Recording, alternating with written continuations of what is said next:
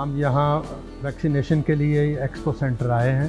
یہاں بہت اچھا انتظام ہے, بڑا ویل مینرڈ ویل طریقے سے یہاں کام ہو رہا ہے. حکومت پنجاب کا شکریہ ادا کرتے ہیں کہ انہوں نے یہ ہمیں فیسلٹی دی ہے. یہ ویکسین جو ہے یہ بالکل محفوظ ہے, اس سے کوئی ایسا ریئیکشن نہیں ہے, بلکہ یہ ہمارے فائدے کے لیے اگر ہم یہ لگوائیں گے تو ہم اس بیماری سے لڑ سکیں گے. شکر الحمدللہ, ابھی ویکسینیشن کروا کے آیا ہوں, میں بالکل ٹھیک محسوس کر رہا ہوں. کوئی کسی قسم کی گھبراہٹ یا کوئی بھی سائیڈ ایفیکٹ اس وقت نہیں ہے. It is very essential. I advise people to come here and take medicine. I appreciate government of Pakistan and government of the Punjab. Vaccination ہوئی اور بتایا گیا کہ آپ آدھا گھنٹہ انتظار کریں, اگر کوئی ایل فیلنگ ہو یا کوئی ڈفرینٹ فیلنگ ہو تو آپ اس کی رپورٹ کریں.